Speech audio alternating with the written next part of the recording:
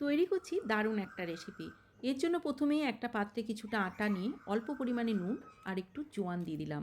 অল্প অল্প করে জল দিয়ে আটাটা বেশ নরম করে মেখে ঢাকা দিয়ে রাখবো। গ্যাসের উপর ফ্রাই প্যান বসিয়ে 2 চামচ সর্ষের তেল দিয়ে দুটো মিডিয়াম সাইজ পেঁয়াজ আমি কুচিয়ে নিয়েছি দিয়ে দিলাম কোচানো কাঁচা লঙ্কা। এবার হালকা গোল্ডেন করে পেঁয়াজটা ভেজে নেব। দিয়ে দিচ্ছি একটা গ্রেট করা গাজর। আর একটা আলু আমি সেদ্ধ করে রেখেছি বড়, আলুটাও আমি গ্রেট করে দিয়ে দিচ্ছি। ভালো করে মিক্সড করে দেব।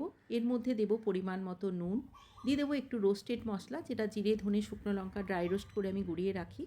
দিয়ে দিচ্ছি একটু গোলমরিচের গুঁড়ো, আর দেব চাট মশলা, আর দেব অল্প একটু কোচানো ধনে পাতা।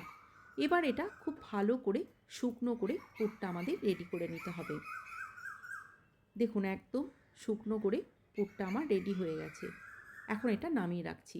আটাটাও ততক্ষণে সেট হয়ে গেছে। এখান থেকে আমি লেচিটা কেটে নিচ্ছি। এবার অল্প ময়দা দিয়ে রুটির মতো প্রথমে বেলে নিচ্ছি। 2 চামচ পুরটা এর মধ্যে দিয়ে দিলাম। এখন যেভাবে মোমোটা আমরা তৈরি করি সেরকম মোমোটার মতো এটা ভাঁজ করে নিচ্ছি। আর আমি বিলবো না, এবার হাত দিয়ে চেপে চেপে এটা সেট করে নেব। ওপর থেকে একটু সাদা তিল দিয়ে দিচ্ছি, আবার একটু হাত দিয়ে চেপে চেপে দিচ্ছি যাতে এটা সেট হয়ে যায়। গ্যাসের উপর ফ্রাই প্যান বসিয়ে দুটো করে আমি পরোটাটা দিয়ে দিলাম। প্রথমে আমি এপিট ওপিট ভালোভাবে সেঁকে নেব। এবার উপর থেকে অল্প একটু তেল ছড়িয়ে দিচ্ছি। এই রেসিপিটা শুধু ব্রেকফাস্টেই নয়, চাইলে কিন্তু ডিনারেও খুব ভালোভাবে এটা খাওয়া যায়। কোনো রকম সবজির দরকার হয় না, শুধু টমেটো কেচাপ বা আচার যে কোনো কিছুর সাথে খেতে পারেন।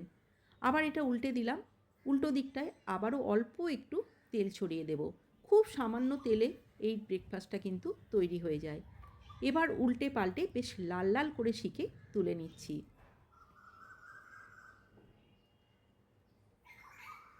এইভাবে পরের ব্যাচেরটাও আমি রেডি করে নেব। এটা রেডি হয়ে গেছে। এইভাবে আমার সবগুলো রেডি করা হয়ে গেল। এবার আমি টমেটো কেচাপের সাথে পরিবেশন করে দিচ্ছি। কেমন লাগলো অবশ্যই জানাবেন। সবাই খুব ভালো থাকবেন, সুস্থ থাকবেন।